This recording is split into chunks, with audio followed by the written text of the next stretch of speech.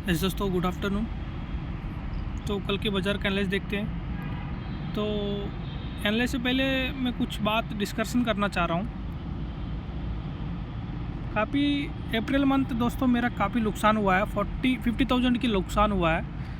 इसमें से मैं देखा गया दोस्तों, जो मैं चार्ट देखा था निफ्टी का, तो इसमें मेरे को बहुत अच्छा सेटअप मिल रहा था।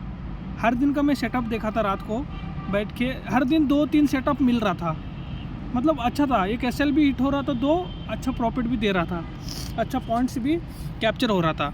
तो ये पूरा मिला के मैं एक तो गेन किया था। जो मेरा 50,000 की जो लॉस है ना, वो पूरा बीटीएसटी में लॉस था मेरा।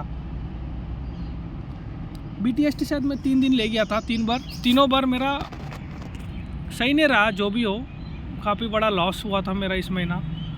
तो मैं अभी यही संघर्षण कर रहा हूँ कि दोस्तों, और एक बात मैं बोलना चाह रहा हूँ। आज मैं बैंक पे लोन के लिए भी गया था। एक तरफ से देखा जाए तो मेरा ईएमआई का आज जो आईसीआईसीआई क्रेडिट बैंक जो क्रेडिट कार्ड है, उसका ड्यू डेट कल का ख़त्म हो गया, लेकिन आज तक मैं बिल अमाउंट पे नहीं किया हूँ। कॉल पे कॉल आ रहा है, तो कल तक डेट है एक्चुअली। मतलब कल तक अगर पे कर देंगे, कल शाम तक, तो क्या होता है, ये जो 53,000 की मेरा ड्यू बैलेंस है, 53,000 में पे करना है। अगर 53,000 नहीं करता हूँ तो 7,000 से लेके 8,000 का बीच में मेरा ओनली इंटरेस्ट लगेगा, ये 52,000 के लिए। मतलब 20% मेरा ओनली रेट लग रहा है, इंटरेस्ट लग रहा है दोस्तों 53,000 को। तो मैं काफ़ी दोस्त लोग से बात भी किया हूँ, कोई हेल्प नहीं कर रहा पैसे के लिए भी, कोई दे भी नहीं रहा है, किसी के पास है ही नहीं आजकल पैसा भी। पता नहीं कौन क्या कर रहा है, लेकिन कोई हेल्प भी आजकल पहले तरह नहीं है जनरेशन।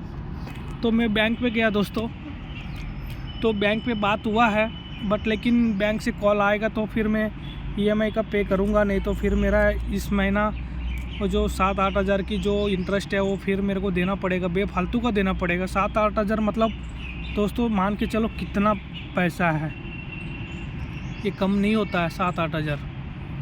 जो भी हो दोस्तों, मैं इसको देख रहा हूँ कि यार कुछ ना कुछ भगवान देखे मेरा लोन सैंक्शन हो जाए, तो मैं फिर थोड़ा ये जो मेरा ईएमआई है, आईसीआईसीआई वाला, आरबीआई वाला, क्रेडिट कार्ड वाला, एसबीआई वाला, थोड़ा इसके लिए मैं थोड़ा साइड आ जाऊँ, थोड़ा रिलैक्स हो जाऊँ। बहुत हो गया। क्रेडिट कार्ड भी मैं सोच रहा हूँ बंद कर दूँ। देखते हैं अभी आने वाला टाइम में क्या है। और जो मेरा लोन है, जो पर्सनल लोन है, 13 लाख पहुँच गया है, 11 लाख समथिंग है। आज फिर शायद 1.5 लाख की बात हुआ है। तो अगर 1.5 लाख सैंक्शन हो जाता है तो 12,50,000, वही 13 लाख समथिंग फिर हो जाएगा। ये 13 लाख पता नहीं कब कम करूँगा मैं। जो भी हो दोस्तों, तो मैं यहाँ पर मुद्दा यही बात करना चाह रहा हूँ, देखो कि माइंडसेट, फिर मैं वहीं आता हूँ। माइंडसेट, अगर अपना माइंडसेट सही नहीं है ना, इस महीना मेरा माइंडसेट का वजह से ही जो बीटीएसटी लेके नहीं जाना दोस्तों। देखो, ट्रेडिंग ऐसी चीज़ है ना, आपको कंटिन्यू 1 साल भी प्रॉफिट दे सकता है, बट लेकिन एक दिन आप माइंडसेट अपना हद से बाहर हो जाएगा ना, फिर उस दिन 1 साल की लॉस भी, प्रॉफिट भी लॉस करोगे, और अपना तरफ से जो कैपिटल है वो भी लॉस करोगे। जो उसी टाइम अगर अपना अकाउंट में पैसा आएगा तो वो भी लॉस करोगे। ऐसे दिन मैं देखा हूँ, अभी इस महीना फिर देख रहा हूँ मैं। मतलब इसका मतलब एक ये है कि डेली एक मोटिवेशन के साथ ट्रेड करो, एक रूल्स बनाओ। देखो, मोटिवेशन अलग बात है, लेकिन एक रूल्स बनाओ, और रूल्स को नियमन तोड़ना नहीं। जैसे कि मैं एक इम्पॉर्टेंट रूल बताना चाह रहा हूँ आप लोग को। अगर फर्स्ट स्टॉप लॉस हिट हो जाता है, सेकंड ट्रेड करो। अगर सेकंड ट्रेड भी स्टॉप लॉस हिट हो जाता है तो बंद करो बस। क्योंकि मेरा साइकोलॉजी यही है, अगर 2 एसएल होने के बाद बैक टू बैक, उस दिन मेरा कैपिटल उड़ जाता है। सीधा बोल रहा हूँ, कैपिटल उड़ जाएगा। नहीं तो बीटीएसटी करूँगा, नहीं तो जीरो हीरो करूँगा, कुछ ना कुछ करके ख़त्म हो जाता है। मैं इतना दिन का मेरा ये बता रहा हूँ।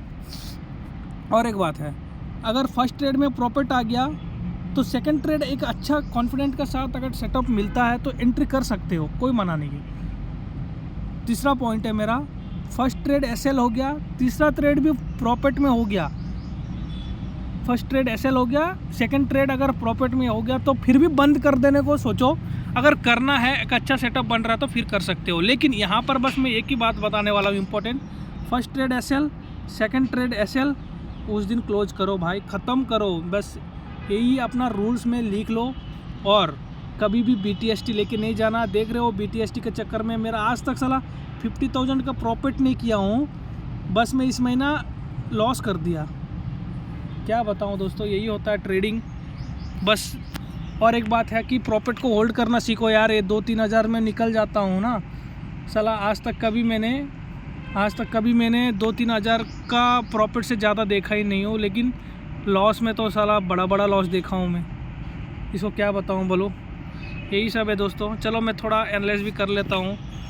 तो अभी मार्केट यहाँ पर पहुँच लिया है, बहुत अच्छा जगह पहुँच लिया है। 24,330 को ऊपर निकालता है तो फिर हम लोग मान के चलो 24,844 यहाँ पर मेरे को लग रहा है कल का दिन देखेंगे, कल का दिन यहाँ पर टोन आ सकता है। यहाँ पर कोई भी एमर टाइप का कैंडल बनाता है, हमारा बेस्ट सेटअप होगा। स्टॉप लॉस लगाते हैं यहाँ ऊपर साइड के लिए टारगेट, ये अच्छा टारगेट मिलेगा। 24,360 को अगर ब्रेक करेगा तो फिर नेक्स्ट टारगेट आएगा 24,600। ये क्विकली एक ट्रेड सेटअप, मतलब क्विकली इतना पॉइंट कैप्चर हो जाएगा, इसको ध्यान में रखना है। तो ज़्यादा कुछ एनालाइज नहीं है, बस निफ्टी का ही मैं कर रहा हूँ। तो माइंडसेट फिर आता हूँ। तो दोस्तों प्लीज़ रूल्स बनाओ, एक डेडिकेशन का साथ, रूल्स का साथ काम करो। देखो अपना सबकॉन्शियस माइंड को इतना एच्योर करो कि यार मैं कहीं भी रहूँ, कुछ भी हो, 2 स्टॉप लॉस हिट हो गया तो बंद कर देना है भाई। ये सब दिमाग में डालो, डेली एक रूल बनाओ। फिर एक अपना जनरल लिखता हूँ मैं, जनरल भी लिखना बहुत दिन से छोड़ दिया हूँ।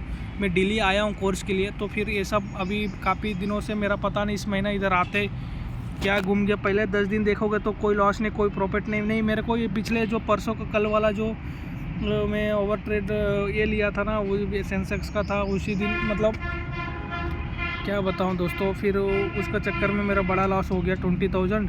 तो टोटली मिला के 50,000 की होगी मेरा लॉस। बहुत काफ़ी बड़ा लॉस है ये मेरा लिए।